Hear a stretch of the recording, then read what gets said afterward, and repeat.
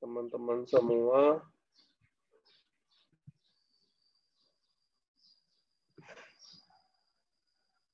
Oke ya. Jadi sebelum kita mulai kuliah, tadi pertama perkenalan, kedua kita buat arrangement nih, kayak kalau saya bilang selalu rule of the game ya, kontrak pembelajaran selama kita kuliah ke depannya ya.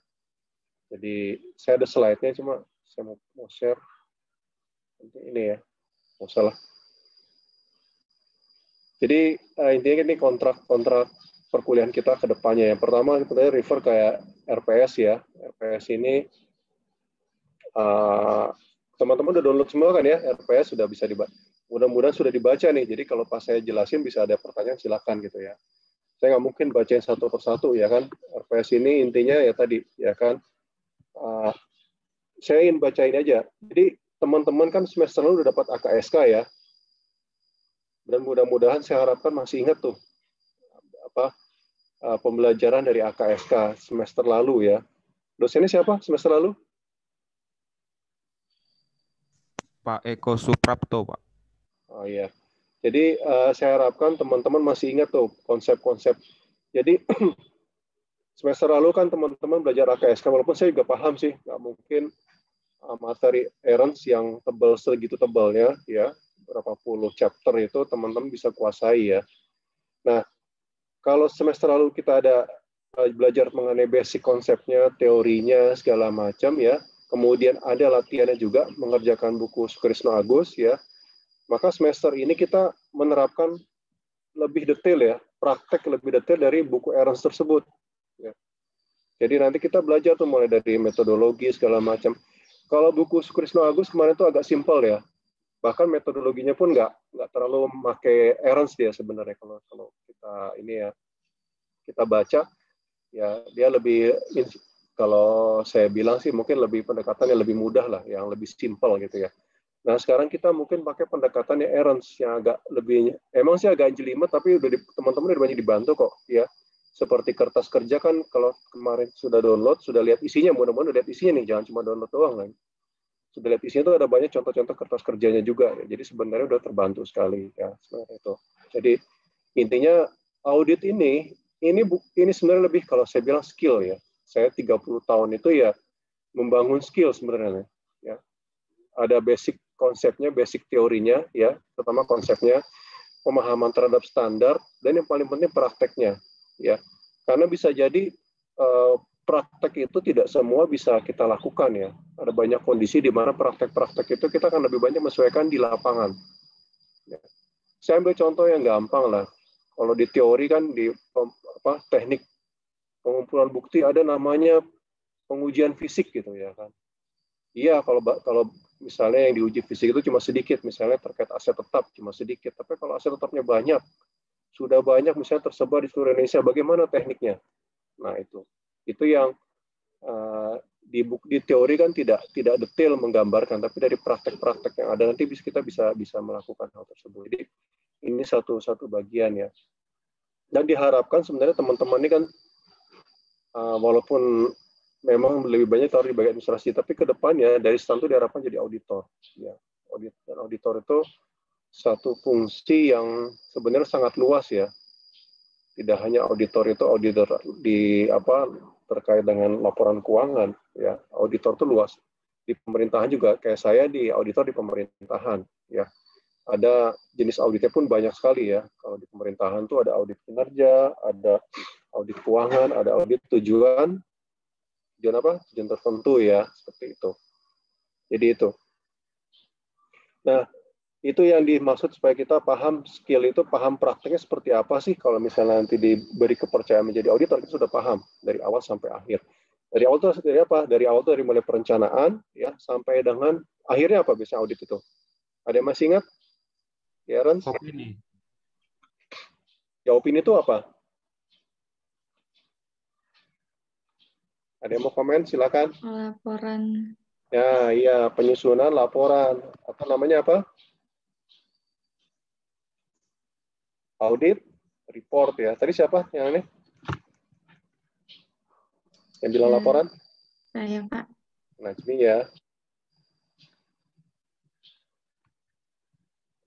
Oke ya, jadi praktek itu kita akan praktek ya, mulai dari awal, dari mulai perencanaan, mulai dari mengakses terkait bisnis klien, terkait bisnisnya, kemudian struktur organisasi, ya, terus masuk ke perencanaan, memahami pengendalian intern, menghitung resikonya, ya kan. Kemarin waktu di Eros masih ingat kan ya, ada apa aja kalau terkait resiko?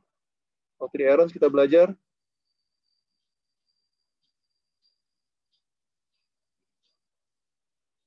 Saya kasih bocoran satu deh, inherent risk, ada inherent IR, apalagi? Control risk. Control risk, terus apa lagi? Ayo. Acceptable risk. Iya, AAR ya. Audit Acceptance Risk ya. Itu yang paling penting, AAR itu pentingnya tuh. Itu kan menentukan sejauh mana kita resiko dari laporan keuangannya ya, dari si auditornya ya, seperti itu. Kaitan resiko itu apa? Ada mau ini nggak? Sambil merefresh nih. Kenapa sih kita ngomong resiko? Resiko itu penting. Resiko itu menentukan apa?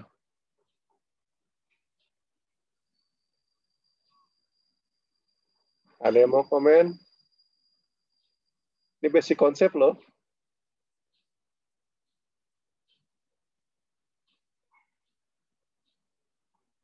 Resiko itu menentukan apa? Izin menjawab, Pak. Ya. Menentukan banyaknya sampel yang akan kita uji. Bagus Mbak Ami ya. Sebenarnya bukan sampel kalau kita bicara tuh luasnya pengujian. Nah, itu bahasa yang lebih ininya. Besar kecilnya pengujian itu atau nanti diwujudkan dalam sampel ya tentunya ya. Ya dalam prakteknya. Tapi kalau dalam konsepnya adalah risiko itu menentukan luasnya pengujian. Luas pengujian apa? Besar kecilnya pengujian ditentukan oleh tingkat resiko. Ya, kalau resikonya tinggi, ya, misalnya pengendaliannya kontrol risk tinggi, inherensi tinggi, pengujiannya gimana? Kecil, besar? Besar, Pak. Besar, betul ya. Kalau makin berisiko, apalagi ada risiko fraud di situ ya kan? Ya, berarti pengujiannya harus makin besar, makin luas, makin banyak sampelnya. Nah, ini basic konsep yang teman-teman harus pegang terus ya, karena kepake nanti ya jangan berpikir gini. Saya selalu ngajar ke teman-teman ya. Saya nggak mungkin jadi auditor, ya. Jadi gini, saya ingin gambarin ini ya. Kedepannya, ya, teman-teman kan waktu PKL kebanyakan tugasnya apa? Administrasi ya, ya kan? Iya, Pak. Tugas administrasi itu ke depan itu bakal hilang semua, digantikan oleh aplikasi kan, sistem. Yang paling gampang, di sini semua belanja online nggak? Iya, Pak. Ya. Itu ada fungsi administrasi nggak di situ? Ada nggak? Ada salesman, ada nggak? Ada ini nggak, penjaga toko, ada nggak? Ada, Pak. Semua diganti oleh Ada ini nggak? Ada kasir nggak di situ nggak? Nggak ada, Pak. Nggak ada kan? Itu jadi saya selalu gambarkan ke depan itu, kita ke depan baik di pemerintahan maupun di swasta ya, di private maupun di government, itu nanti ke depannya kan seperti itu. Ya. Bayangin aja deh, belanja online itu deh, ya, e-commerce. Semua akan kayak gitu. Semua fungsi administrasi akan hilang. Contoh di KPP nanti kan sekarang ada WP, ngisi SPT pakai apa namanya? Yang PKL di KPP nih. Ayo. E-filing, Pak. E-filing, betul. Tadi jawab siapa? Mas Kun ya? Ya, mulai pakai e-filing. Bayarnya pakai apa? E-billing, Pak. E-billing bisa bayar pakai Transfer bank. iya, internet banking, pakai mobile banking, bisa pakai ATM, nggak perlu lagi ke bank. Jadi semua itu dengan punya gadget aja, punya handphone, selesai semua kan, ngisi SPT, mau belanja, ya segala macam nanti ke depannya seperti itu. Tugas yang tersisa apa? Ya tadi, tugas terkait dengan verifikasi, analis ya. Dan itu adalah tugas audit sebenarnya. Itu ya, nanti kita diskusi lebih banyak lah ya. Saya ingin gambarkan itu. Jadi sebenarnya kalau teman-teman pegang konsep audit dengan baik, ya itu udah selesai semua tuh, ya terkait bukti, terkait verifikasi, segala macam ya nanti ini. Oke ya, itu ini RPS, kita bahas RPS dulu lah nanti ya, materi nanti depannya. Buku udah dapat ya, udah download ya, yang Apple Blossom Company ini, Apple Blossom Cologne Company. Ya, ini buku pegangan kita untuk studi case study ya. Dan memang saya sih dari awal udah ngakuin buku ini jadul, ketinggalan zaman ya. Kalau saya sekarang audit aja udah nggak pakai pendekatan ini, udah semuanya udah pakai software. Saya sekarang audit pakai ACL ya. Kalau untuk ininya, kemudian kalau udah datanya besar sekali, saya udah pakai data analitik ya. Udah nggak pakai lagi pendekatan yang seperti ini lagi ya ke depannya. Kemudian buku Errands juga udah ya, udah dapat semua ya. Nanti software ini untuk presentasi aja ya. Akses KLC ada kan ya, teman-teman? Halo? Sudah. Udah ya. Bisa, Pak. Di KLC banyak tuh, nanti bisa di banyak videonya ya. Di YouTube juga banyak kalau mau ini ya. Bahkan di apa namanya? Di Google juga. Kalau saya manggil Uncle Google ya, kalau teman-teman manggil Mbah Google mungkin ya. Udah tua banget itu. Oke ya, terus kedua, nah ini penilaian ya. Penilaian itu UTS 30%, UAS 30% ya. Aktivitas besar ya, jadi tolong ini diperhatikan aktivitas ya. Dan juga jangan menganggap UTS UAS yang terlalu ini, jangan dilepas juga gitu karena aktivitas merasa udah ini ya. Aktivitas biasa kehadiran ya, kehadiran itu yang presensi yang teman-teman isi. Masa saya sambil cek nih, mudah-mudahan udah semua ya. Ini masih ada 4 yang belum, apa saya ini belum di refresh.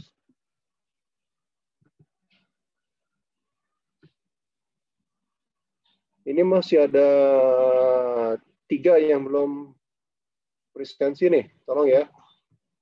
Sambil ingat saya. Kehadiran 4%. Sikap ini sebenarnya kalau di kelas kan gampang ya. Kalau di kelas tuh mungkin nggak ngobrol sendiri, nggak ini. Tapi kalau gini ya saya nggak tahu nih teman-teman di belakang. Jangan-jangan ada yang lagi main game atau gimana atau sambil dengar musik ya, saya nggak tahu ya. Jadi ini mungkin akan lebih banyak digantikan dengan aktivitas di kelas tuh. Misalnya aktivitas terkait dengan banyak bertanya, menjawab pertanyaan, ketika berdiskusi ya seperti itu. Kemudian kuis ya. Kuis itu 10% ya. Sebentar ini ada.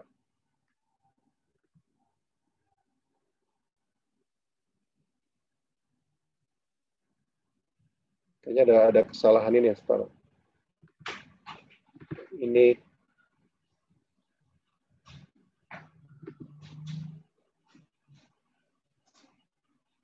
nanti nih penilaian saya pakai slide ini aja deh ya. Kayaknya RPS sama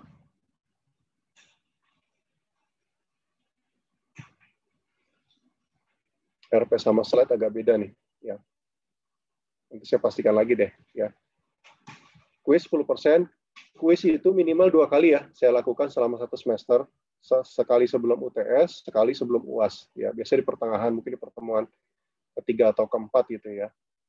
Nah, itu minimal. Kadang-kadang mungkin saya bisa lebih dari itu ya. Saya bisa melakukan kuis bisa sebelum UTS bisa 2 kali ya, seperti itu.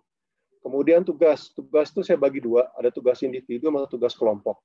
Di LMS nanti komunikasi kita akan lewat LMS ya. Tugas individu itu tugas-tugas dari saya ya. Tugas kelompok itu tugas terkait yang Apple Blossom tadi ya. Tugas terkait praktek auditingnya itu tugas kelompok. Nah, kemudian bagaimana pembagian kelompoknya? Ini ada berapa? 30 ya, Mas Andreas ya? Iya, Pak. 30 orang, berarti gini. Kita kan sampai dengan UTS masih ada 6 pertemuan lagi ya. Ada 6 pertemuan. Jadi nanti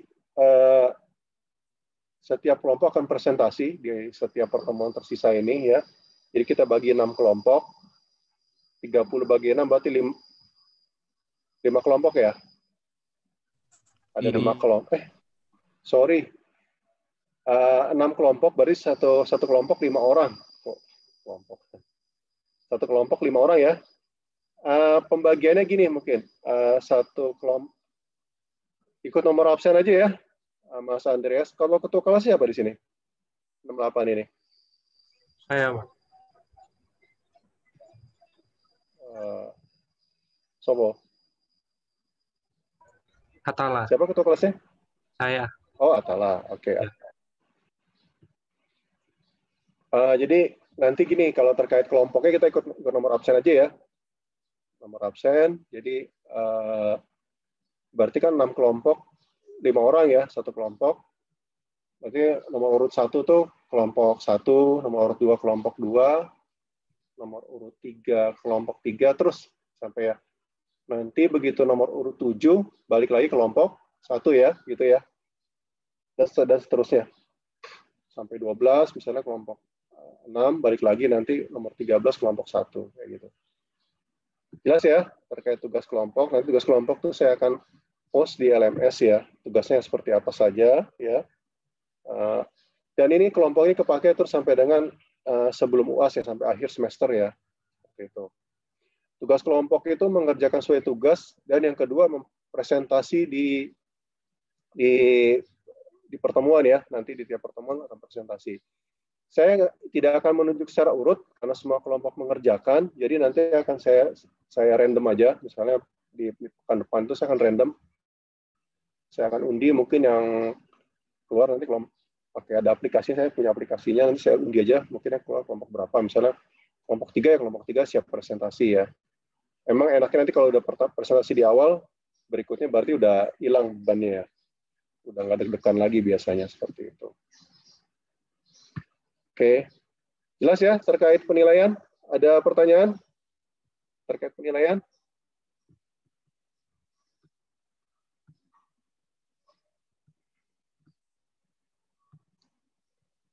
Oke, kita lanjut lagi terkait materi. Ya, kalau materi hari ini mungkin lebih banyak tadi bahas perkuliahan ya, kemudian arrangement-nya, kemudian juga nanti saya nyampe materi overview sedikit ya. Overview terkait audit. Saya yakin teman-teman dari AKSK udah belajar 1 semester dan sudah punya konsep yang cukup kuat ya. Di sini kita lebih banyak overview audit aja nanti. Tugasnya ya. Ini mulai dari pemahaman bisnis klien. Ini yang dipakai bukunya nanti buku Apple Blossom itu ya. Jadi nanti dipakai bukunya itu ya, dikerjakan. Kemudian kertas kerja juga sudah di-download kan ya. Jadi saya pikir nggak ada masalah nanti, mudah-mudahan nggak ada kesulitan terkait kertas kerja segala macam. Ini apa namanya pertemuan 3 terus lanjut seterusnya ini masih nanti kemudian ini mulai perencanaan ya, nomor 2 bisnis klien, kemudian risiko bisa kita baru pada siklus terus ya, kemudian sampai terakhir itu pertemuan terakhir dengan laporan ya, sen audit dan laporan. Oke, itu ini di catatan di bawah ya, bisa dibaca ya. Tugas intinya dari pustaka utama dari Apple Blossom Company tadi ya, Apple Blossom Company.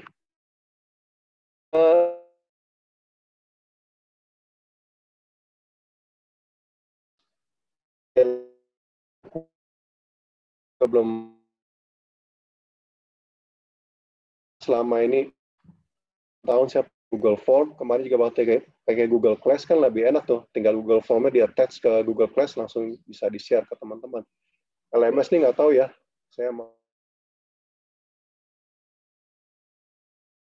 masukin satu persatu lagi. Kalau dulu kan pakai Google Form, saya tinggal di-cut aja gitu. Mau ambil 20 soal, 30 soal, tinggal di-cut aja.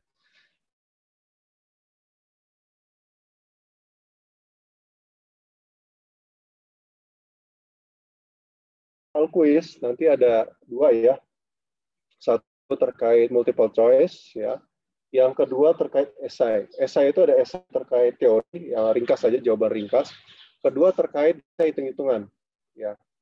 Ada perhitungan misalnya terkait penyusutan, terkait persediaan, terkait dengan aging risiko ya. Itu juga nanti saya akan masukkan di situ. Oke, itu ada pertanyaan?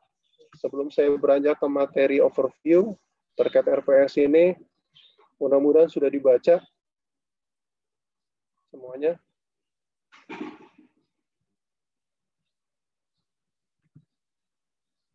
Pertanyaan? Ini kontrak kita nih selama 1 semester. RPS ya. Nah, ada pertanyaan nggak terkait RPS? Nggak ada ya? Ragu?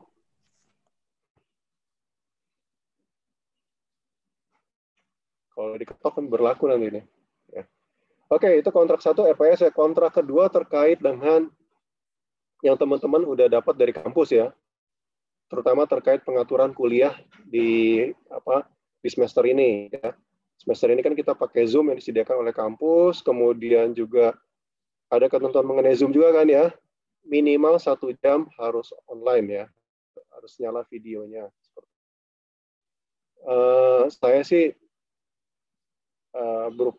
saya berupaya comply dengan ketentuan kampus ya, ketentuannya semuanya saya akan comply ya, termasuk yang tertib di mahasiswa, tertib dosen juga saya akan comply di sini. Di sini yang kelihatan cuma muka ya paling kerapian rambut aja gitu kan ya. Kalau masalah nggak pakai kaos kaki ya saya nggak mungkin lihat masing-masing. Atau ada pakai celana bola gitu sambil kuliah ya saya tahu juga gitu, atasnya rapi gitu, di bawahnya pakai celana bola gitu kan, habis main bola ya Mas Veron ya, saya ingat Veron jadinya,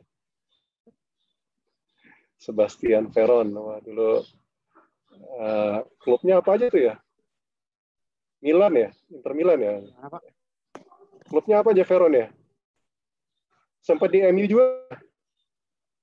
Ayo Mas Veron harus hafal tuh profilnya.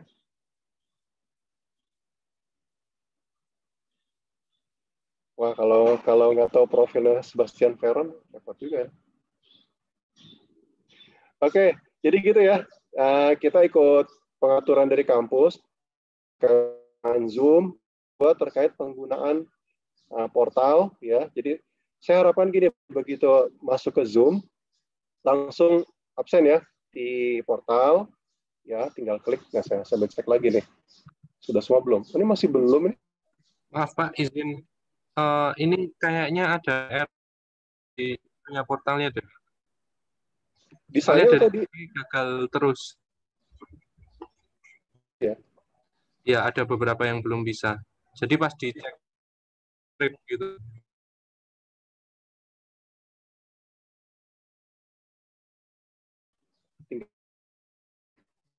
Iya, Pak. Nggak bisa punya saya. Tadi di refresh ya. Coba Mas Atta lagi refresh dulu ya. Terus baru absen lagi. Kalau nggak bisa juga di logout aja dulu lagi ya. Oke ya. Itu terkait portal, kemudian nah ini yang terkait LMS ya. Jadi tadi saya udah cerita, kalau dulu saya seringnya pakai Google, harus pakai LMS. Jadi semua assignment akan di-post, di submit di LMS ya. Saya akan memberikan tugas via LMS ya. Dan ini Mas Andreas. Halo Mas Andreas. Halo Pak. Nah, Mas Andreas. Ini Andreas nih. Saya terus terang kan dosen tidak tetap ya. Saya kadang mungkin karena kesibukan saya lupa ya untuk ngepost tugas di LMS. Mas Andreas tolong ingetin saya kalau misalnya sampai hari Kamis saya belum ngepost tugas di LMS ya, Mas Andreas. Baik Pak. Tolong diingetin, minimal Jumat sudah di-post gitu ya tugasnya ya. Jadi saya harap jangan sampai hari Sabtu. Kalau hari Sabtu kasihan teman-teman loh. Waktu pengerjaannya kan kalau tugas kelompok mungkin hari Sabtu atau Minggu ya. Atau hari biasa, atau juga deh. Terserah lah ya. Jadi nanti minimal hari Jumat sudah di-post tugasnya apa saja ya, seperti itu. Itu terkait LMS. Kuis juga via LMS ya. Mungkin nanti kita uji coba kuis deh. Saya coba kuis multiple choice dulu ya. Kuis pertama mungkin di pertemuan ketiga kali ya. Kita akan kuis multiple choice. Saya coba dulu. Ada kendala nggak selama pengerjaan kuisnya ya? Kalau pakai Google udah terbukti ya. Selama ini saya nggak pernah ada masalah ya. Tapi saya kita coba. Ini kan uji coba sambil doing ya, sambil dikerjakan ini. Uji cobakan sambil dilaksanakan. Itu ya terkait ini. Jadi saya kira itu semua arrangement-nya. Ada yang tanyakan? Sebelum saya follow. Sepakat ya? Oke ya. Ada keberatan, ada ini ya. Kalau sudah sekarang saya share screen terkait Ferry ini. Atau mau didiskusikan? Saya tanya Pak Ketua deh. Pak Ketua oke ya? Mas Andreas juga PIC-nya oke? Oke ya, nggak ada masalah ya. Oke, lanjut saya share screen terkait materi kita hari ini ya. Udah di-download kan ya materi hari pertama ini?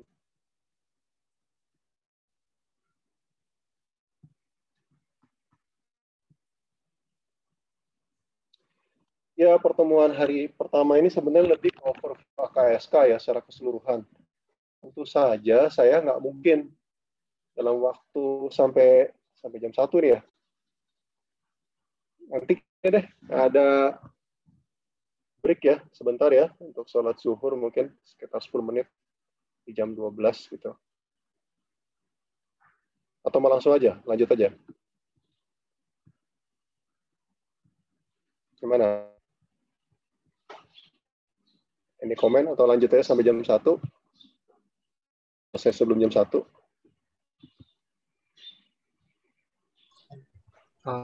Kayaknya langsungan nggak apa-apa. Langsung ya. Ya. Lanjut ya ke materi overview. Jadi ini mungkin saya punya waktu hanya sejam untuk menjelaskan materi errands dari awal sampai akhir ya. Saya tanya aja, errands berapa tebalnya bukunya? Berapa halaman? Ini pernah ngitung nggak?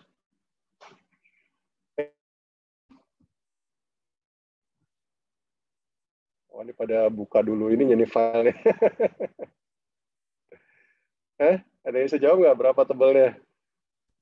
898 halaman. Lihat file ya Mbak ya? Iya, Pak. Terima kasih Mbak Rizky ya. 800 halaman itu ya, itu termasuk teori. Chapter berapa Mbak?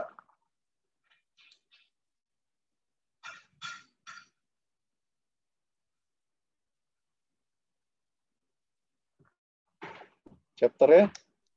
6 chapter. Itu ininya besar ya. Di bawahnya? 26, Pak. 26 ya. Kelompoknya dibagi 6 ya, tapi chapter ininya dibagi lagi ada 26 di sub ininya. Ya kan? Jadi saya 1 jam suruh ngejelasin 26 tadi ya, atau 800-an halaman teori gitu ya kan. Atau dikurangi itu sekitar 600-an halaman lah, dikurangi soal-soal ya 500-an halaman. Jadi hari ini saya mungkin nggak akan, kita diskusi aja ya Mas Mbak semua ya. Nah, mungkin saya jelasin satu persatu dari audit apa ya. Saya lebih senang kita diskusi.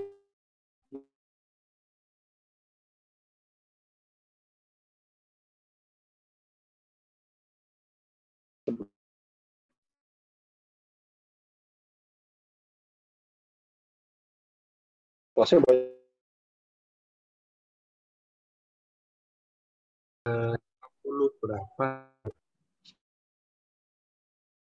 Berapa? Ya saya dari awal udah bilang nggak mungkin saya memberikan konsep Ya, saya bilang ini konsep besarannya aja gitu ya kan. Terkait bukti apa sih yang terkait tadi terkait resiko. Saya ngejelasin resiko detail lagi sekarang itu sebenarnya yang IR, CR segala macam itu udah hilang tuh. Digantikan dengan namanya risk control matrix. Pusing lagi kan nanti kan kalau saya jelasin. Jadi ini udah jadul gitu kalau kita ngomong IR, CR, AR itu udah nggak relevan lagi sebenarnya. Tapi ya konsep ya. Nah, konsep utamanya apa sih? Ya konsep utamanya adalah resiko. Itu aja. Ya. Bukti. Nah, bukti apa nih konsep utamanya? Konsep utamanya kan relevan sama andal kan, valid ya. Ya. Itu dulu kalau masalah material kadang-kadang confuse juga gitu, tapi relevan dulu ya kan. Jangan diminta uji piutang, malah yang diuji kan bukti-bukti terkaitnya gitu. Emang relevan masih terkait piutang, tapi sebenarnya relevan kan terkait piutang. Itu hal-hal kayak gitu nanti yang kita akan bahas lebih detail. Saya lebih senang kita bicara konsep besarnya dulu ya. Itu yang saya sampaikan. Mulai konsep besarnya, kemudian metodologi audit. Masih ingat kan ya? Yang mulai dari perencanaan, kemudian ada pengujian pengendalian substantif, baru lari ke prosedur analitis dan tes detail of balance, baru di testing, ya kan? Terus intern masih ingat ya? Nanti kita diskusi itu aja deh, konsep-konsep itu aja. Intinya apa? Jadi kalau saya jelasin atau juga yang perlu dihafal itu kan gini. Saya selalu ingetin di kelas-kelas sebelum itu. Metodologi audit, ya. Kemudian audit objektif. Ada yang masih ingat nggak sekarang audit objektif? Related audit objektif, balance related audit objektif. Ada yang ingat nggak? Ayo. Udah, nggak usah dijawab ya, nggak apa-apa. Kita diskusi aja. Terus ada asersi, ada atestasi, ya, itu ada audit segala macam. Nah sekarang audit dulu deh. Kalau audit itu apa tuh definisinya, Mas Mbak semua? Ada yang mau jawab nggak? Ayo, dicatat namanya.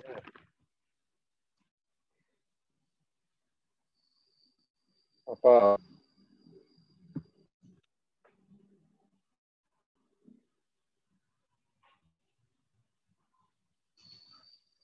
Halo.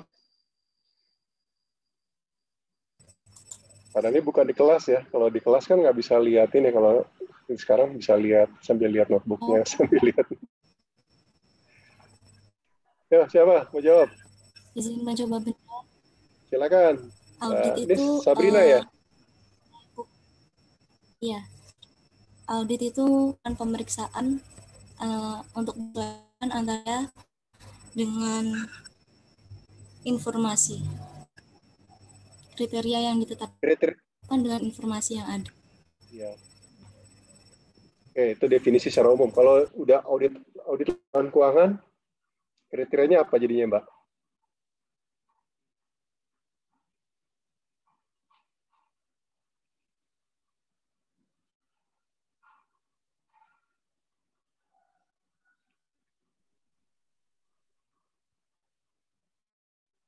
Atau ada yang mau nambahin?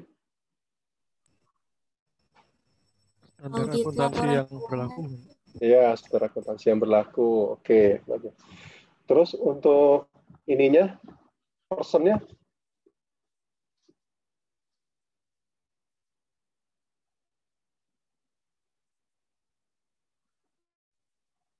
Apa?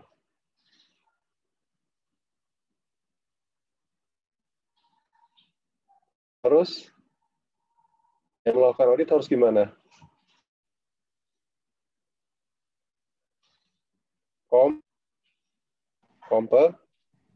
Kompeten dan independen.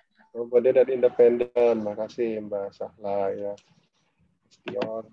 Ya. Saya tuh ingin gambarkan gini ya. Kadang-kadang kita tuh pikiran begitu ngomong audit yang kepikiran audit laporan keuangan kan ya. Selalu gitu kan ya. Padahal konsep audit itu konsep yang sangat luas. Ya, konsep audit itu kita bicara sebenarnya konsep audit yang simpel itu seperti Mbak Sabrina tadi sampaikan. Kita cuma bandingin fakta, kondisi yang ada dengan kriteria. Itu basic. Ya, basic audit itu seperti itu. Membanding ada fakta yang ada, kondisi itu dari pengumpulan informasi atau bukti-bukti.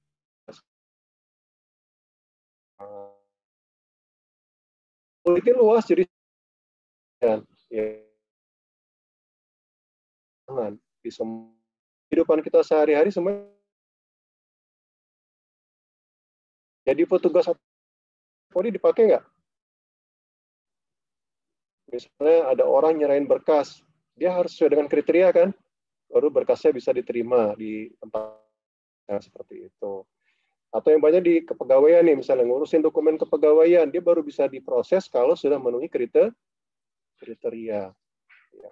Cuma nanti kalau kita bicara konsep, itu namanya verifikasi. Kalau bicara konsep, dia akan lebih tinggi lagi dari verifikasi. Tidak hanya sekedar membandingkan kondisi dengan kriteria. Yang melakukannya itu harus orang yang kompeten dan independen. Bicara konsep. Terus kriterianya juga nggak sembarangan. Ya. Jadi nggak bisa sembarangan orang untuk melakukan audit. Ya.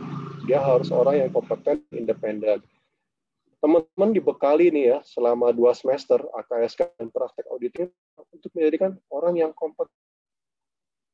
Ya. Jadi kalau misalnya nanti ujuk-ujuk diminta menjadi auditor, teman-teman tuh sudah sudah memenuhi kompetensi minimal, tapi ya kompetensi minimal untuk menjadi auditor. Apa? Ya, sudah mendapatkan mata kuliah audit keuangan sektor komersial. Ya. Kemudian juga pernah melakukan mata kuliah praktek auditing. Itu udah cukup untuk memenuhi kompetensi. Kalau independen kan, ini tanya nih waktu ujian AKSK ya, independen apa aja?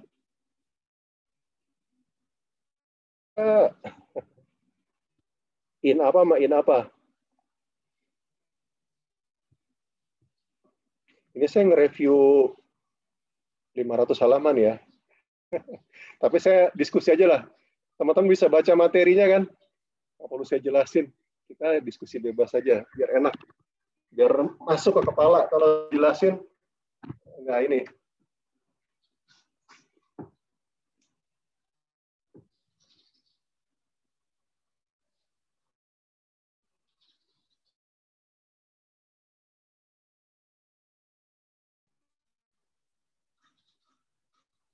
Kemarin waktu ujian AKSK kan ditanyain ya. Lupa waktu UAS. Independent, in fact, and in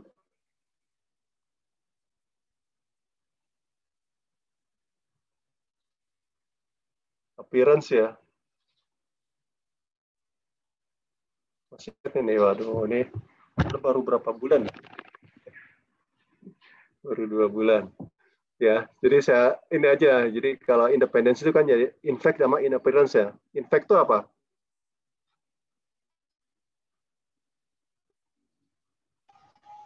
Yang nyata, Pak. Independensi yang nyata. Ya, apa itu? Tidak dalam terlihat. fakta? Tidak terlihat dari luar. Ya, kira-kira apa? Secara faktanya itu. Kalau in appearance ya kalau akan kan dalam penampilan. Nah, impact itu dalam fakta.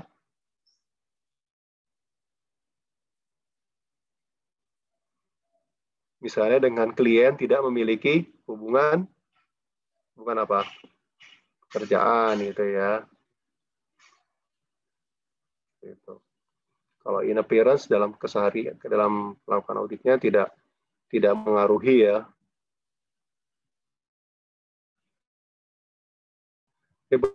Ini padahal ya.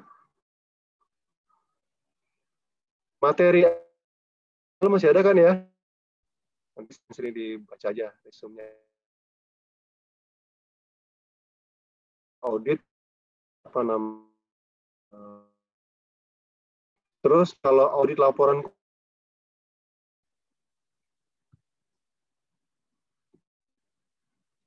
bisa dibaca di materi sebenarnya sih. Memberikan Opini. ini. Opini ada berapa? Tadi jawab siapa? Saya, Pak. Ada 4. Mbak Ami ya. 4 apa aja? Wajar tanpa pengecualian, wajar dengan pengecualian, tidak wajar, dan tidak memberikan pendapat. Memberikan pendapat, oke. Diingat-ingat ya, itu ya opini, terus juga sama kondisinya ya, kondisi ketika kita mengeluarkan, kalau tadi WTP ya, kondisinya apa Mbak Ami? Atau teman-teman yang lain mau menambahkan? WTP itu material. Tidak ada material. Secara umum sudah sesuai dengan Standar. Standar akuntansi yang berlaku ya. Itu. Kalau dengan pengecualian, misalnya apa? Yang lain deh, jangan Mbak Ami lagi. Yang lain. Pak, Ya, Mbak Rizky, silakan. kalau pengecualian itu ada mengandung salah saji yang material, tapi nggak pervasif, tidak menyeluruh.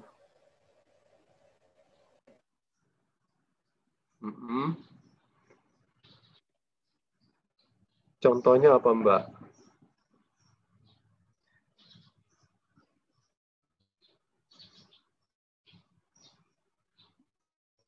Yang paling gampang itu penggunaan metode akuntansi. Ya. Misalnya apa? Ada yang kasih contoh? Kalau yang penyusutan, Pak. Metode penyusutan atau metode penilaian persediaan, ya kan, tidak dipergunakan secara apa? Konsisten, ya. Itu contohnya. Seperti itu. Oke. Kalau ini, ya. Apa? Opini ketiga, disclaimer.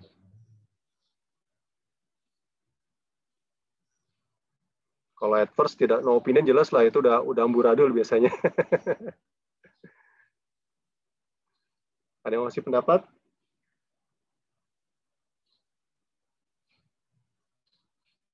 Pengecualian juga bisa dengan kondisi ekonomi hari ini tuh misalnya, kait dengan going concern ya. Nanti saya kasih tugas individu terkait laporan audit deh. Kalau baca laporan audit tahun 2020 itu, ya itu banyak pasti di opini itu terkait going concern-nya. Going concern dari perusahaan-perusahaan yang mungkin terdampak oleh COVID. Oke. Kalau disclaimer apa? Izin menjawab, Pak. Ya, Mbak Tiara, silakan. Kalau disclaimer, itu ada akun yang sangat material. Pemeriksa dibatasi ruang linknya. Misalnya akun kas, seluruh data tidak valid atau akun aset tetap yang masih dimanfaatkan. Misalnya tanah dan bangunan, peralatan dan mesin. Tapi data yang diberikan itu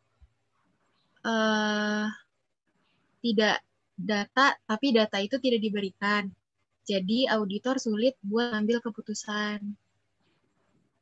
Kayak gitu, Pak. Terima kasih Mbak Tiara ya ke disclaimer. Oke, kita udah ini bahas audit, bahas apa lagi ya di situ? Ini terus. Ada modifikasian. Ada juga ini ya, WTP dengan explanatory paragraf ya. Kayak kondisi COVID ini tuh ada dua tuh. Biasanya ada yang pengaruh ke opini, ada yang tidak pengaruh ke opini. Ya. Nanti kalau misalnya dia cuma menurun saja usaha, biasanya dia explanatory paragraf ya. Karena kondisi COVID menurun usahanya. Tapi kalau udah sampai bangkrut, nah itu sampai dengan pengecualian terkait dengan going concern. Oke, ini udah ya opini ya. Nah sekarang saya mau asersi itu apa sih? Ada asersi, ada atestasi. Coba, ada yang mau bisa jelasin nggak?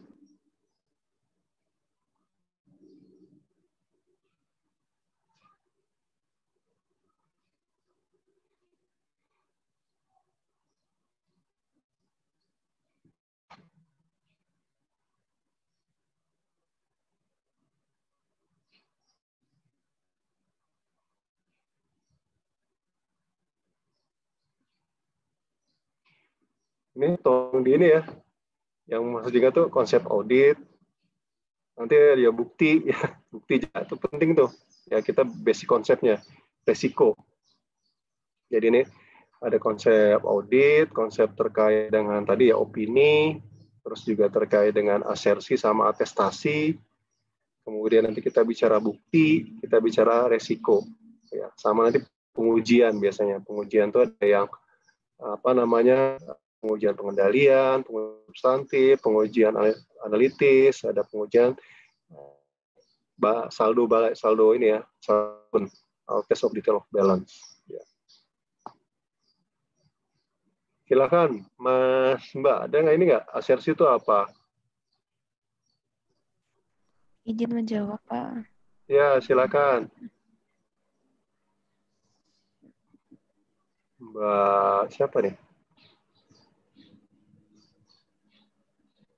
Kalau nggak ini video dimatiin aja, Mbak, nggak apa-apa kok. Udah sejam kan? Kalau koneksinya agak kurang bagus, dimatikan aja videonya. Izin menjawab, Pak. Ya, silakan. Asersi itu pernyataan manajemen yang ada di laporan keuangan. Mengenai apa? Biasanya tuh mengenai misal kayak ada potensi salah saji atau pernyataan lain dalam laporan keuangan yang harus dijelaskan lebih lanjut gitu, Pak. Oke. Makasih Mbak Revika namanya ya? Iya, Pak. Panggilannya apa nih, Mbak Revika? Rere, Pak. Oh, Rere. Ya, Mbak Rere, makasih. Ya. Secara umum udah ini ya, asersi itu dia statement dari manajemen, ya. Karena apa? Karena konsep terkait laporan keuangan itu tanggung jawab dari siapa? Dari auditor atau manajemen? Manajemen. Jadi karena tanggung jawab laporan keuangan itu ada di manajemen harus mengeluarkan asersi, pernyataan bahwa laporan keuangan sudah disusun sesuai dengan apa? Standar akuntansi. Itu namanya asersi. Prestasi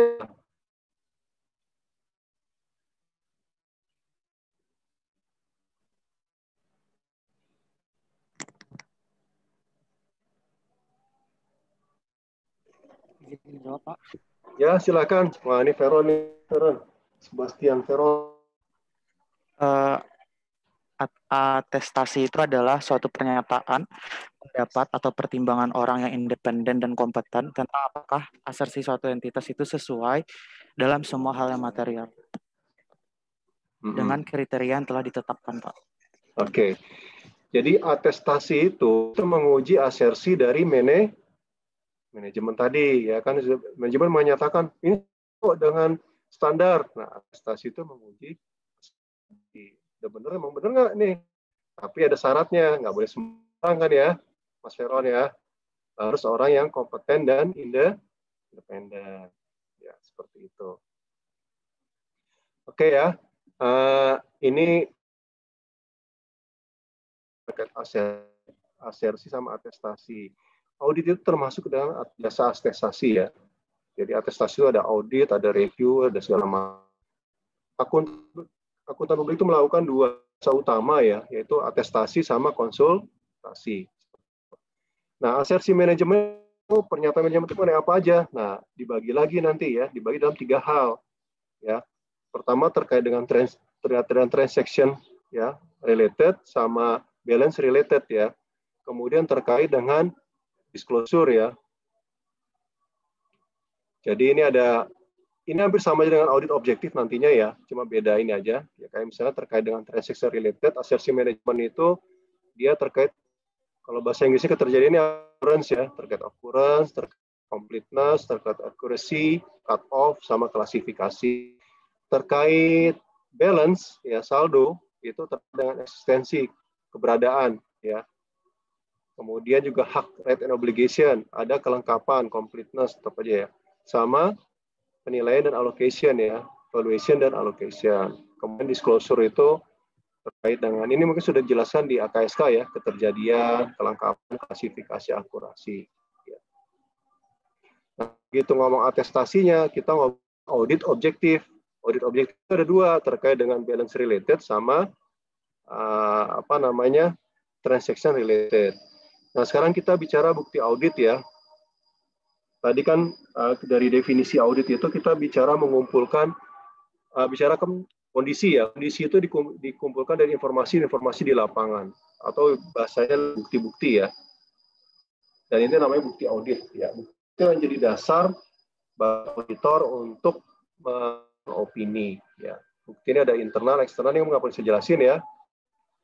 Nah, nanti ini ada intinya ya. Bukti audit itu dituangkan dalam kertas kerja. Nanti teman-teman ketika mengerjakan buku Blossom itu ya, Apple Blossom itu, nanti tolong dipahami ya, dibaca apa ya, fakta-fakta bukti-bukti yang ada ditemukan itu dituangkan dalam kertas kerja. Kertas kerjanya mungkin sudah di-download juga ya, sudah lengkap seperti itu ya. Nah, ini terkait pengumpulan bukti ada beberapa hal, ada prosedur, ya, bukti yang dipilih, kemudian dilakukan ya kan. Ini mungkin nggak perlu saya jelasin. Ini ada cakupan bukti ya. Bukti itu sebenarnya ada syaratnya ya. Kalau dulu saya ngapalin relevan, kompeten, cukup, dan material ya. Jadi ada cakupan bukti ya. Jadi bukti itu harus tercover, misalnya ke laporan keuangan, maka angka-angka di laporan keuangan itu sebenarnya harus ada supporting dokumennya. Ya, itu yang menjadi bukti ya di auditnya ya.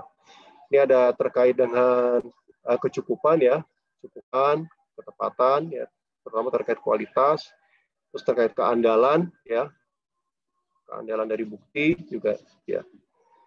Terus nanti kuantitas bukti audit itu ya, itu ditentukan banyak. Nanti kita bicara nanti judgment auditor ya, terkait dengan konsep materialitas juga terkait dengan sampel, itu semuanya judgment nanti kita akan bicara.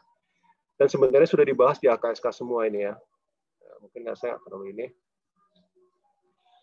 Dua hal ya nanti yang paling penting ya terkait audit itu ya, selain terkait cukup ya, ketepatan dan kecukupan.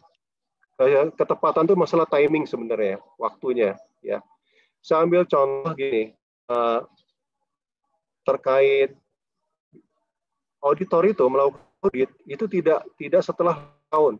Ya, saya ambil contoh misalnya kantor akuntan publik melakukan audit untuk laporan keuangan tahun 2020, dia mulai melakukan audit dari sejak bulan September tahun 2020. Jadi nggak menunggu selesainya tahun buku, ya, dia sudah masuk dari bulan September, ya. Nah, di sini dibutuhkan timing, ya, timing untuk melakukan pengumpulan bukti, ya.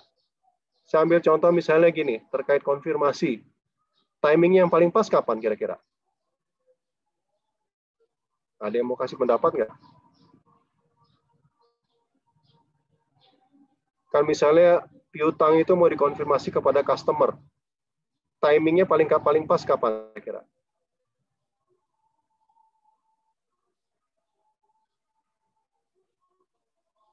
Nunggu akhir tahun buku setelah saldo setahun, ya?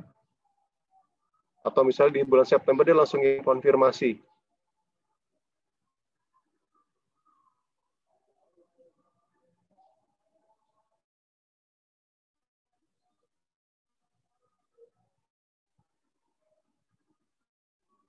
Ada yang mau komen?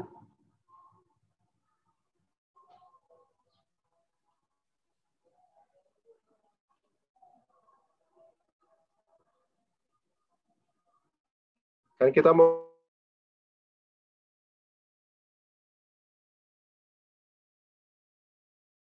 piutang customer A gitu ya kan. Kita mau konfirmasi ke customer tersebut. Kira-kira timingnya yang paling pas menunggu selesai tahun buku, ya, menunggu Desember atau dari awal sudah bisa kita lakukan.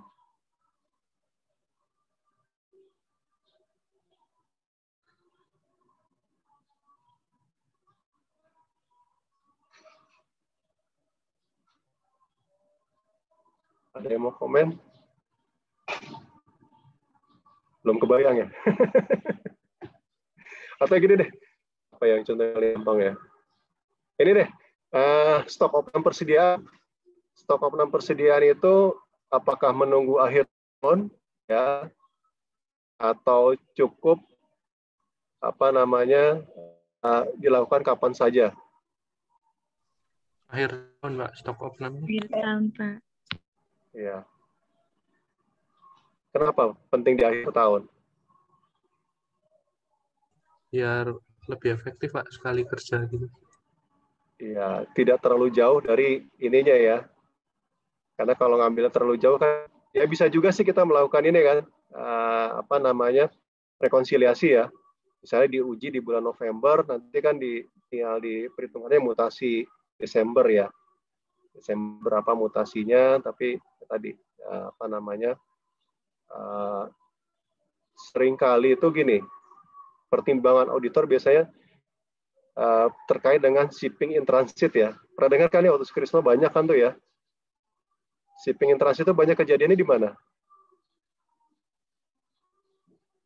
Di akhir tahun kan, 31 Desember itu ada barang sudah dikirim, dokumennya belum diterima, barangnya udah terima, dokumennya dikirim. Banyak kan ya waktu yang Sukrisma masih ingat nggak? FOB. Masih, Pak. Terus juga pengakuannya ya FOB di destination atau dari itu juga hal seperti itu kan bisa terjadi di 31 Desember, makanya sangat relevan kalau kita melakukan pengujian di Desembernya ya, di cut off, di tanggal cut off-nya itu. Oke. Itu ya satu contoh ya terkait dengan timing. Jadi ada timing yang memang kita harus perhatikan ya untuk pembuktinya supaya lebih valid, supaya lebih menggambarkan dari laporan keuangan. Kalau cukup ya tadi, cukup itu sebenarnya lebih banyak ke judgment, ya kan. Misalnya gini, kita mengumpul, itu nanti terkait juga dengan samplingnya ya, sample size ya, besar sampling.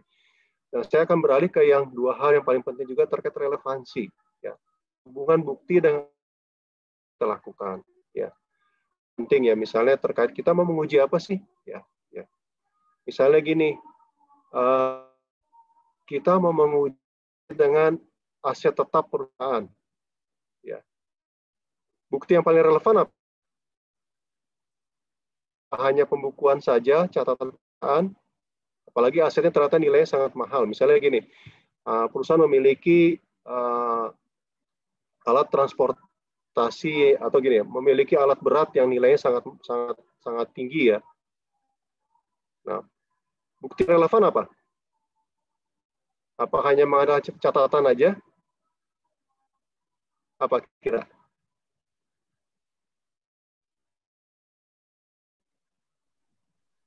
Fisiknya.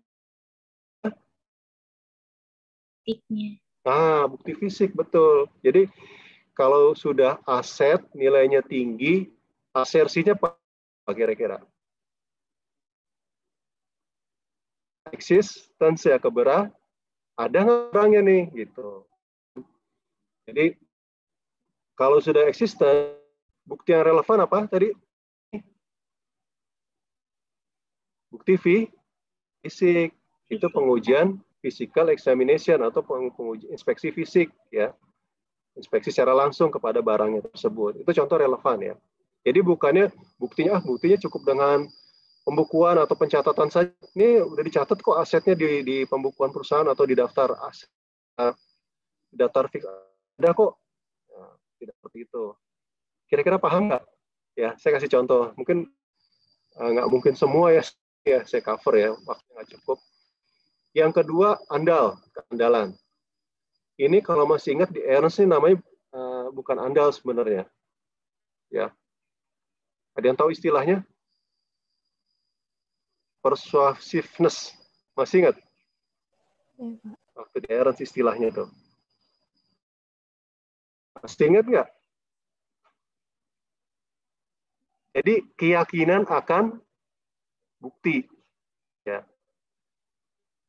Sekarang tadi saya ambil contoh fix aja deh ya, biar gampang, biar flow-nya, logikanya nyambung nih. Terkait aset yang tadi nilainya tinggi, ya kan? Kira-kira ya, bukti yang diandalkan tuh apa?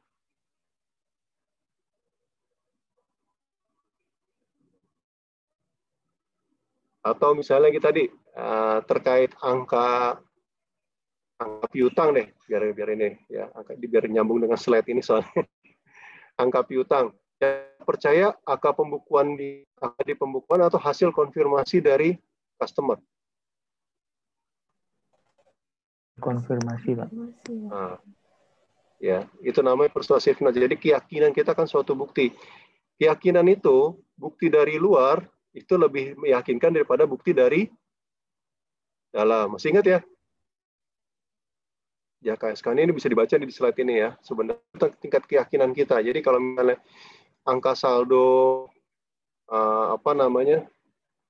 kalau piutang ya, kalau hutang itu kan pasti kan nggak mungkin si pemberi hutang itu melaporkan lebih rendah kan, hilang uangnya. Kalau piutang masih ada resiko. Piutang itu biasanya kita tetap ada pengujian juga ya. Karena gini, customer misalnya dikonfirmasi Anda punya customer, berarti dia punya hutang ke kita kan, ya, piutang kepada customer kan hutang dari customer kepada kita. Ya, bisa jadi dia lapor lebih kecil kan. Tapi kalau dari debito, dari supplier itu kan kita punya hutang ke supplier. Ya, tagihan kepada kita. Nggak mungkin si supplier bilang, kita bilang 10.000, oh 5.000, rugi dia nanti. Ya. Jadi hal seperti itulah jadi kontrol sebenarnya pengendalian. Makanya tadi kita bicara keandalan ya. Makanya persuasiveness itu akan tinggi, kalau istilah DR ya, bisa dibaca lagi nanti. Ya. Ketika bukti itu diperoleh dari luar, dari sumber yang independen. Ya. Kemudian kalau kita bicara di dalam lingkup internal, kalau pengendaliannya baik, buktinya bisa dapat diandalkan. Ya. Terus juga bukti langsung, misalnya tadi hasil pemilik itu lebih bisa diandalkan. Ya. Kemudian bukti audit berupa dokumen, ya itu lebih diandalkan daripada bukti dari lisan. Ya. Seperti itu. Ini bisa dilihat dari slide ini sebenarnya nih, ya kan? Ya. Jenis bukti tertinggi di sini apa? Kursor saya kelihatan ya? Kursor saya kelihatan? Kelihatan, Pak. Bukti physical examination. Ya. Jadi kalau misalnya terkait aset ya, aset fisik, itu bukti tertingginya itu ya tadi hasil pemeriksaan, hasil pengujian fisik. Barangnya itu ada, sesuai, segala macam ya. Di bawahnya baru konfirmasi. Ya. Kalau ini kan si auditor melihat langsung ya. Kalau ini dari pihak yang independen, dari pihak ketiga. Ya, ini lebih tinggi dibandingkan dokumentasi internal. Ya. Dokumentasi internal lebih dibandingkan prosedur analitis. Prosedur analitis ada yang masih ingat? Ada yang mau ini? Komentarin prosedur analitis itu apa? Halo. Kita diskusi aja ya. Apa prosedur analitis? Saya kasih contoh misalnya kan mengkomparasi angka-angka di laporan keuangan. Itu kan prosedur analitis ya. Jadi apa? Rasio juga prosedur analitis. Udah dikasih clue tuh. Ada yang mau jawab? Izin mencoba menjawab, Pak. Ya, silakan Mbak. Siapa nih? Prosedur analitis itu adalah prosedur penilaian risiko yang membantu mengidentifikasi hal-hal yang mempunyai implikasi keuangan dan audit. Ya. Jadi sebenarnya sih kalau itu kan bahasa teoritisnya Mbak ya. Bahasa simpelnya itu membandingkan angka-angka di laporan keuangan dan data-data lainnya untuk melihat tadi balik lagi ke risikonya. Melihat ada anomali atau hal-hal yang bisa jadi perhatian untuk menjadi perhatian dalam audit atau menjadi area yang berisiko tinggi, ya kan? Kalau saya ngomong risiko tinggi berarti itu area yang menjadi perhatian, ya. Ada kemungkinan salah saji di situ. Saya ambil contoh gini, contohnya kan kalau mungkin dosen pernah jelasin ya terkait prosedur analitis, misalnya gross profit gitu. Gross profit tahun ini ternyata menurun dibandingkan tahun lalu, walaupun walaupun salesnya meningkat, tapi gross profitnya kok menurun. Secara logis, kalau bisa, secara logika bisa. Tapi bagi kita itu jadi pertanyaan tuh, kenapa sih ya salesnya meningkat, kok gross profitnya malah turun? Ya kan? Harusnya kan sales meningkat, ya cost of goods sold juga mungkin meningkat, tapi tidak secara signifikan. Berarti kan cost of goods sold-nya meningkat lebih tinggi dibandingkan sales. Ya. Ada apa nih? Berarti kan di cost of goods sold-nya ini harga pokok penjualannya ini ada masalah nih. Kok bisa meningkat tinggi sekali? Apakah ada masalah di persediaan dan segala macam? Itu menjadi area yang berisiko akhirnya kita nilai. Tapi itu baru sekedar anomali aja, red flag aja, yang harus kita uji lagi dari pengujian berikutnya. Nanti ada pengujian dari pengujian pengendalian, pengujian substantif, segala macam ya, baru kemudian dipastikan lagi dengan pengujian test of detail of balance. Ya. Paling rendah apa di sini? Ini inquiry. Ya. Kenapa inquiry paling rendah? Inquiry ini hanya penjelasan secara lisan ya. Ditanya ya dijawab. Kenapa persediaannya gini? Oh Pak, gini. Oh, persediaannya kurang ya Pak. Kemarin ada kebanjiran Pak. Ini. Nah, jadi ya hanya jawaban lisan aja. Ya. Makanya dia derajat terendah. Kemudian di sini ada lagi ya prosedur rekalkulasi, ya ada reperformance. Masih ingat ya bedanya apa rekalkulasi sama reperformance?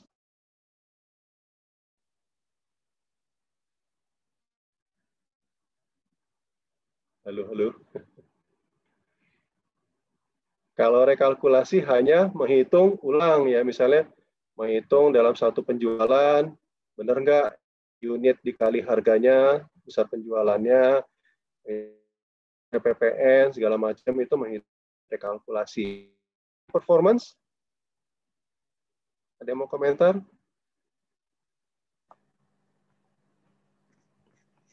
Izin mencoba menjawab, Pak. Ya, Mas Kun. Menelusuri sesuai proses bisnisnya, Pak. Oh iya. Ini performance itu kita melakukan prosedur ulang suatu proses ya. Misalnya proses penjualan, itu kan dimulai dari apa? Kalau masih ingat waktu AKSK, dari masuknya penjualan. Masuk order. Oh iya, nah, benar, Pak. Sales. Adanya sales order dulu kan, sales order dari Pelanggan. Dari sales order sampai dengan proses terakhir ketika barang itu dikirimkan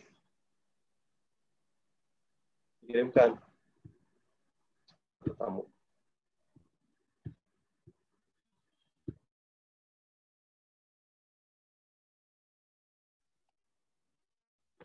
Oke ya, itu ya performance. Jadi ngikutin tuh dari awal. Tapi bukan ngikutin tuh, bedanya observasi itu hanya melihat. Kalau ini melakukan, ya dia lihat prosedur penjualannya di dokumen, alur dokumennya yang terjadi, misalnya sales order masuk segala macam dilakukan uji ulang lagi seperti itu ya. Mbak, itu ada si Alif.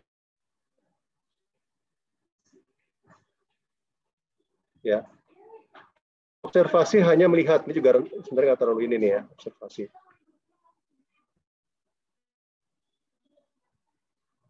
Oke, ini berikutnya tadi kita udah ngomong bukti ya, syarat-syarat bukti. Tadi ada masalah relevansi ya, ada masalah validitas, masalah kecukupan, timing ya, kemudian juga tadi ya persuasiveness ya, andalan. Sekarang kita bicara prosedur pengumpulan bukti ya. Ini ada beberapa prosedur ya. Ini sebenarnya di sini nih ya.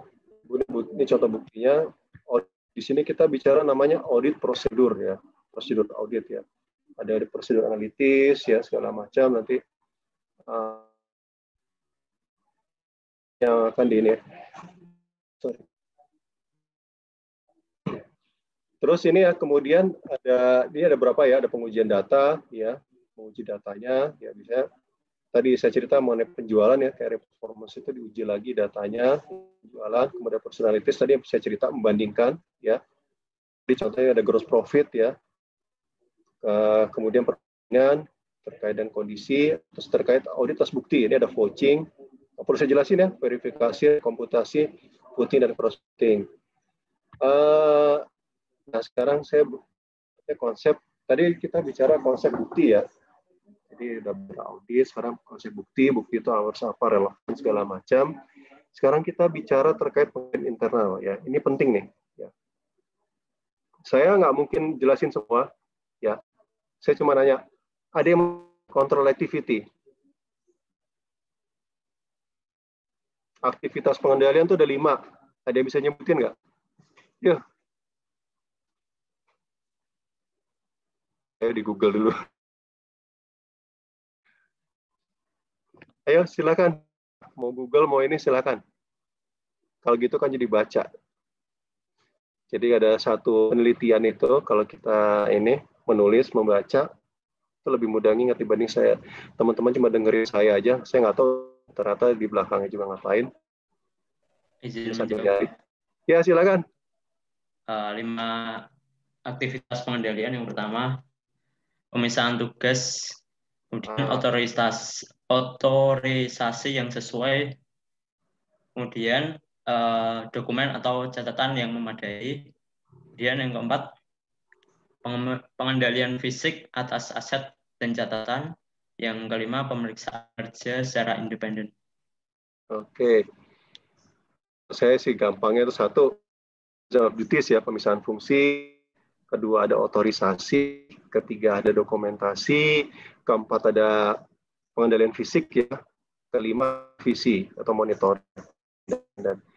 Nah, ini utama terkait dengan pengendalian internal. Selain juga konsepnya, konsep KOSA masih ingat? Ada lingkungan pengendalian. Tapi saya nggak, kalau ya yang 5 ini aja. Ya, misalnya kita menguji pengendalian penjualan, kan? Kita harus pastikan ada nggak pemisahan fungsi di situ. Pemisahan fungsi pihak yang mencatat penjualan dan yang apa? Misalnya yang menerbitkan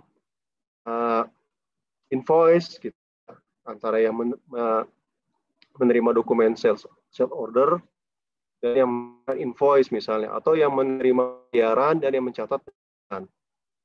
Ya. Itu harus dipahami itu penelitian. Kita harus paham, makanya nanti di tugas Blasem itu ada terkait struktur organisasi. Kita harus paham nih, ini kira-kira yang secara pengendalian tadi tidak melanggar kontrol. Ya. Kemudian ada berikutnya otorisasi, ya. Penjualan itu baru bisa dilakukan atau dicatat setelah ada otorisasi dari pihak yang berwenang. Misalnya manajer melakukan otorisasi. Ya, seperti itu. Baru boleh atau misalnya di bagian penjualan petugas khususnya melakukan otorisasi terkait penjualan. Kalau tidak ada otorisasi apa? Berarti lemah pengendaliannya. Ada dokumentasi, berarti misalnya si pembeli itu harus melakukan order via dokumen. Ya kalau sekarang walaupun dokumen kan tetap bisa secara online ya. Teman-teman kan ketika ini semua udah belanja online kan, pernah belanja online kan? Punya pengalaman belanja di Bukalapak, Tokped kan? Ya. Ya, begitu Anda order yang muncul apa?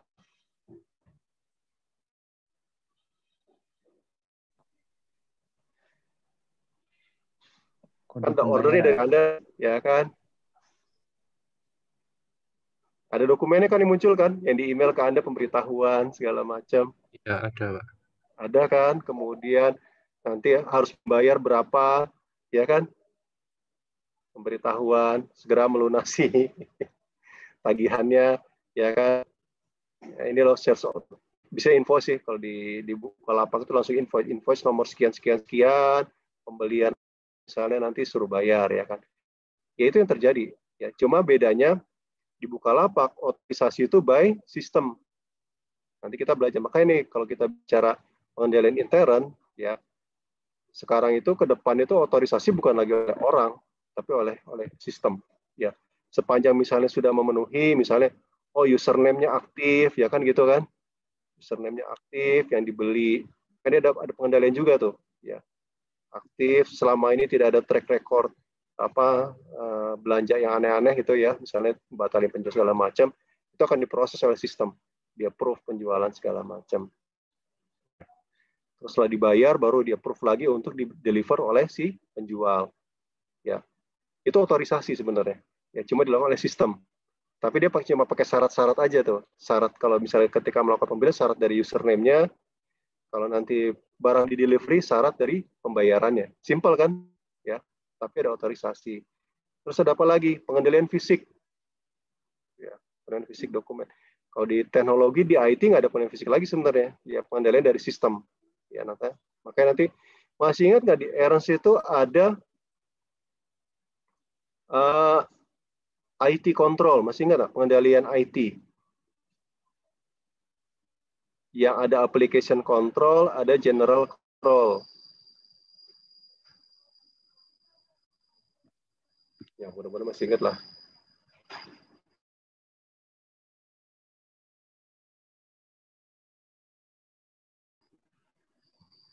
Ya, sorry tadi di break ada itu.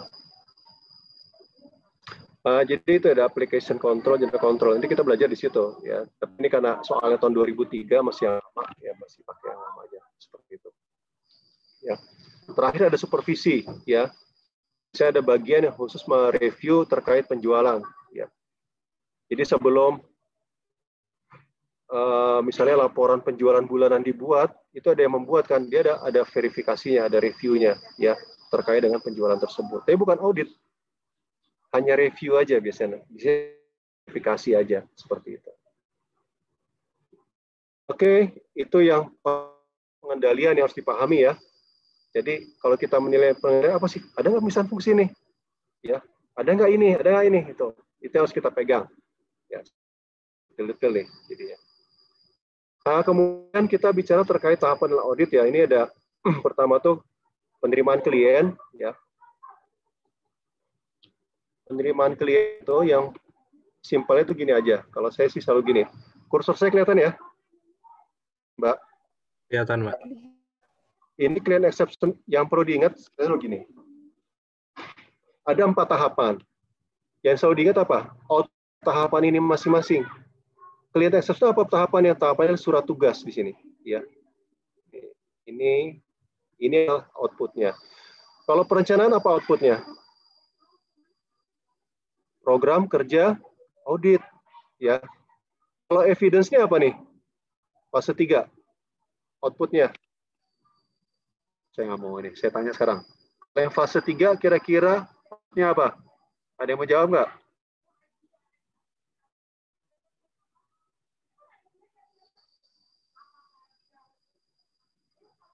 Ada yang mau komen? Halo, halo.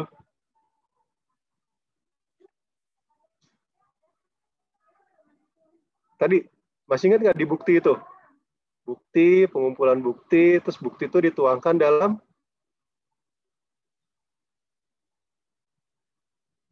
halo, halo, ayo. Tadi saya jelasin bukti itu dituangkan dalam masa baru berapa menit udah lupa. Izin menjawab, Pak. Ya, silakan Mbak Rahma. Kertas kerja tadi, Pak. Kertas kerja audit. Jadi output fase 3 itu adalah kertas kerja audit. Ya. Itu aja biar gampang ingatnya. Kan ini kita ngerjain macam-macam nih, banyak nih. Ada pengujian pengendalian, ada itu semua dituangkan dalam namanya kertas kerja audit. Ya. Fase terakhir adalah fase keempat. Outputnya apa? Tadi yang kita bahas di awal. Laporan audit. Ya, audit report. Yang intinya apa? Audit report itu ada Opini. Oke, makasih. Ya. Itu aja yang diingat ya. Kalau suruh ingat semua nanti saya paham. Belajarnya banyak ya, makin kan ada ini kan ada teori ya. Semakin banyak dipelajari, semakin banyak apa? Yang lupa. Ya kan? Teorinya kan gitu kan. Semakin banyak Anda belajar, semakin banyak yang Anda gitu kan. Makanya semakin sedikit sedikit yang Anda lupa, ya udah sedikit belajarnya gitu ya. Saya juga termasuk lupa. Saya ingat karena ya gimana nggak ingat, orang tiap semester ngajarin ini ya pasti ingat aja. Ya kan? Jadi audit ini saya makanya di STAN tuh ngajar audit, kenapa? Karena ini kan ya ini kerjaan saya 30 tahun gitu ya kan. 30 tahun saya urusan dengan ini. Kedua, saya udah ngajar audit ini dari tahun berapa ya? Lama banget. Udah bertahun-tahun gitu mengajar ya. Akhirnya ya saya ingat gitu, ingat karena sering mengajar gitu kan, mengerjakan ya kan. Makanya ada di di pepatah Cina itu, ada ingat nggak ya? Saya lupa. Intinya itu gini, yang mempelajari kalah dengan mengerjakan, kalah berapa 4 tahap tuh, coba di googling aja tuh. Yang terakhir itu yang mengerjakan kalah dengan orang yang passion. Orang yang apa ya? Bahasa Indonesia apa tuh passion tuh? Saya kadang bingung terjemahinnya. Bahasa yang paling pasnya apa ya? Orang yang memang minat. Hah? Apa? Masa kalah? Hah? Passion tuh apa tuh yang bahasa Indonesia yang paling pasnya ya? Minat bakat. Bukan. Passion itu kan dia senang, happy mengerjakan itu, terus apa lagi itu. Jadi maksud bahasa Indonesia susah ya. Kadang tuh kita memang kesulitan. Coba dicari deh, itu menarik tuh. Saya selalu quote. Saya ada satu slide lagi yang saya quote selalu itu. Ya. Kadang kita itu ya tadi belajar tuh kalah dengan yang mengerjakan, ya kan. Sehingga usah jauh-jauh lah, ya. Jualan gitu. Kita belajar manajemen penjualan. Saya dulu kuliah tuh dapat namanya apa kan ya? Di STAN dapat nggak ya? Nggak dapat ya? Cuma manajemen aja kan dapatnya ya? Kalau saya waktu belajar di S1 UI itu dapat marketing. Ya, lengkap itu. Apa? Price, produk, apa, segala macam lengkap. Bisa suruh jualan.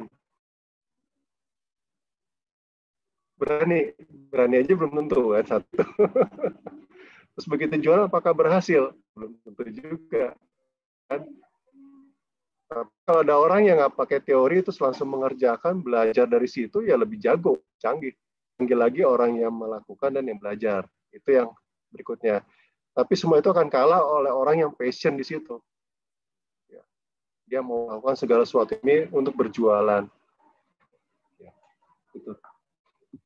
Ini jadi kemana-mana ya ceritanya.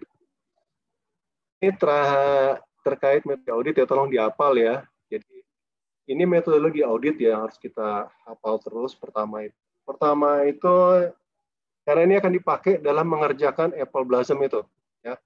Dalam mengerjakan tugas praktik audit, ini konsep yang kita pakai, ya. Pertama itu ya biasa ya kan, merencanakan, mendesain pendekatan auditnya, ya. Ini kita bagaimana merencanakannya? Balik lagi ke tahapan ini kan nih. Memahami klien background, kemudian lingkungannya, ya kan, hasil audit sebelum, ya kan, kemudian penjelasan dari klien, ya kan. Itu. Kemudian ditambah karena ada lagi pemahaman terhadap proses bisnis klien, ya kan. Kemudian resikonya, ya, tingkat resikonya seperti apa sih, ya. Saya ambil contoh toko yang jualan online sama toko yang ini deh, biar gampang ya. Di toko yang jualan online, misalnya dengan toko yang punya toko benar secara fisik, resikonya tinggian mana? Punya toko fisik. Kayak misalnya kayak Alfamart, Indomart tuh resikonya tinggi nggak dibandingkan misalnya Alfamart juga jualan online gitu? Tinggi, Pak. Tinggi kan? Ya tinggi, mungkin ada kehilangan, kerusakan, segala macam. Karena di display kan, di display itu kayak kemarin saya lagi belanja, saya ambil jatuh keinjek, ya saya nginjek ya mau beli akhirnya. Walaupun sebenarnya butuh itu gitu kan, saya lagi ngambil, jatuh satu barang keinjak saya gitu pas langkah ya mau. Tapi kan iya kalau customer-nya mau bayar gitu, kalau nggak mau bayar ya belum lagi risiko kehilangan kan. Risiko kehilangan, yang jelas ya kan. Sementara kalau dia online dia ngambil dari gudang kan. Ambil gudangnya itu juga pakai mekanisme sistem. Ya. Belajar sistem informasi kan ya, teman-teman ya. Belajar, Pak. Nah, belajar bagaimana ketika ini kan terkait dengan inventory, ARFID, pakai bot, pakai tagging. Masih ingat nggak? Lupa ya. Masih, Pak. Masih ya. Jadi tapi kan nggak mungkin pakai, ya kalau barcode mungkin masih mungkin ya, tapi pakai ARFID, pakai tagging di stok di Indomaret, Alfamart, nggak mungkin kan, orang harganya permen cuma 3.000 perak gitu, dipasangin ARFID, apa kan? Mahalan teknologinya dibandingkan harga barangnya kan, akhirnya cuma ngandelin barcode-nya di kemasan aja kan, mereka hanya mengandelin barcode yang ada di kemasan, dan itu mas sebenarnya, nanti saya bisa cerita panjang, itu gampang diakalin kalau fraudnya gampang. Fraudnya gampang banget itu. Sama kayak Anda jangan sekali-sekali ya pakai barcode itu, terutama di GoPay itu kalau kita nggak yakin customer-nya, hati-hati. Atau teman-teman sering nawarin, ini tinggal, oh nih website-nya apa? Scan aja barcode-nya. Iya, hati-hati itu. Ngomong barcode itu udah banyak bisa disalahgunakan lah ya. Karena barcode itu ternyata berisi untuk mengakses ke data kita ya. Oke, nah fase keduanya ini melakukan pengujian pengendalian. Kita tahu resikonya kan. Yang jelas resiko online sama offline lebih besar resiko offline. Berarti pengendalian di offline harus. Kalau resikonya tinggi, pengendaliannya harus apa? Lebih tinggi lagi, Pak. Lebih bagus lagi kan? Ya, jadi kalau gitu berarti pengendalian di toko ya, segini ya. Alfamart online sama toko Alfamart, berarti di toko Alfamart harus lebih bagus ya kan, supaya pertama supaya tidak kehilangan, tidak dicuri apa tuh ya kan, terus tidak mudah rusak ya, tidak mudah macam-macam kan, risikonya banyak nih kalau kita toko itu kan, yang paling tinggi biasanya risiko itu dicuri tuh ya. Ada orang mungkin ketika masuk perutnya kurus, keluarnya perutnya gemuk gitu ya kan, pernah nonton di YouTube kan? Yang masuk ke apa aja masuk di pakaian. Pernah nonton nggak? YouTube banyak tuh. Ya, itu resiko toko offline di situ. Tapi ada resiko gitu nggak ada. Di online resikonya hacker aja kan, orang yang berusaha masuk ke sistem itu. Di luar itu nggak ada. Ya, jadi itu resiko. Berarti pengendalian harus bagus kan? Pengendalian harus bagus. Ya, makanya kalau belanja di Matahari atau di department store itu dipasangin apa namanya, yang putih-putih itu kalau barangnya mahal, detektor ya kalau dia lewat. Iya, di baju yang harganya mahal-mahal itu ada detektornya tuh. Kenapa? Ya kalau sampai hilang ketahuan kan, begitu dia keluar lewat pintu ada detektornya kan, bunyi detektornya. Seperti itu. Itu contoh pengendalian sebenarnya ya, pengendalian yang dilakukan. Jadi kita lihat ini resikonya tinggi nih. Berarti pengendalian harus bagus. Ada nggak pemisahan fungsi? Ada nggak dokumentasi? Ada nggak otorisasi? Semua itu kita uji lagi semua. Ya. Seperti itu. Ya. Selain pengujian pengendalian, kita juga melakukan pengujian substansi. Ya. Kita cek misalnya terkait transaksinya. Ya. Misalnya kita ambil item tertentu. Ya. Item yang bisa harga mahal, misalnya susu gitu ya kan. Cocok nggak nih harganya? Apa cocok harganya? Cocok nggak antara data penjualan dengan data di inventory segala macam ya, itu punya substansi di situ ya, tapi masih global aja ya. Baru kemudian dari situ, oh ternyata pengendalian lemah nih. Contoh yang gampang, di Alfamart nggak ada CCTV ya kan, kemudian dari punya substansi ternyata ada selisih antara inventory dengan barang dijual. Ini secara besaran umum ya, berarti apa? Kita harus melakukan fase ketiga ya. Berarti apa? Saldo inventorinya mungkin salah saji, ya kan? Nilai penjualan bisa jadi salah saji, seperti itu. Baru kita melakukan analytical prosedur. Analytical procedure kelihatan nggak? Kelihatan. Kalau kita lihat, misalnya tadi saya ambil contoh, berarti kan penjualannya biasa-biasa aja, harga pokoknya tinggi. Kenapa harga pokok tinggi? Karena tadi biaya kehilangannya banyak besar. Sorry. Ya, seperti itu. Kemudian pengujian detail, udah detail banget nih, kita uji benar satu persatu tuh. Ya, baik dari saldonya maupun dari transaksinya, satu persatu kita uji. Ya, dari situ ternyata tidak ada koreksi dan temuan tidak signifikan, berarti tinggal keluarin laporan, ya kan? Opininya apa? Wajar tanpa pengecualian. Memang ada penjualan, ada kerugian terkait dengan kehilangan inventory, barang dagangan, tapi tidak signifikan. Ya, cukup dilakukan koreksi atas laporan keuangan. Ya, berarti cukup dikeluarkan opini wajar tanpa pengecualian. Tapi kalau nilainya sangat signifikan dan terdapat metode yang keliru, ya misalnya terkait dengan persediaan, maka itu bisa wajar dengan pengecualian. Kalau misalnya auditornya dibatasin, begitu pengen mendalami lagi, Pak, jangan akses data kartu inventory yang lain, Pak, nggak boleh, Pak. Ya udah, itu apa opininya? Disclaimer. Paham ya? Alurnya ya? Saya cerita gitu aja biar gampang. Paham. Ini tahapan bisa dibaca ya. Tahapan ini lebih banyak nanti ke risiko nih. Ya, tadi konsep risikonya paham kan ya?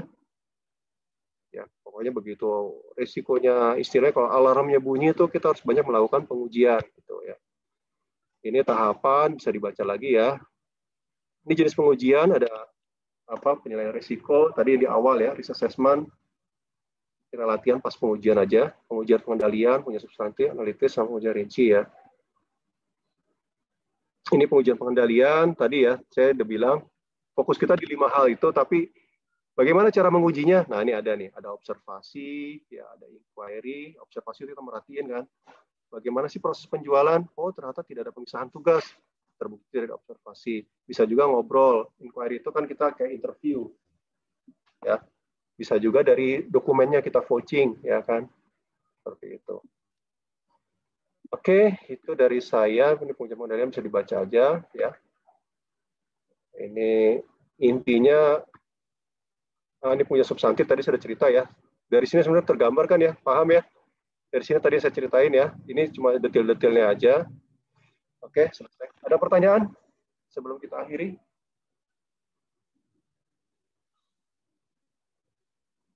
Ada yang kurang jelas? Ini tadi overview aja ya.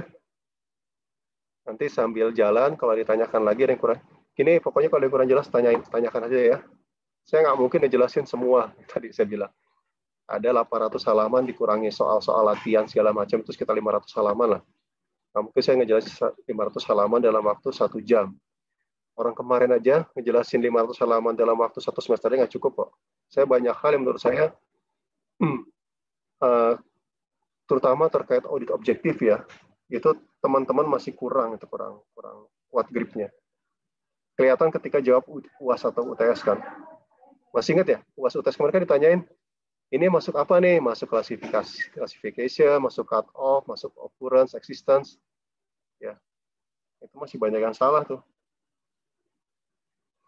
Bedain completeness sama occurrence atau existence aja masih pada bingung kok.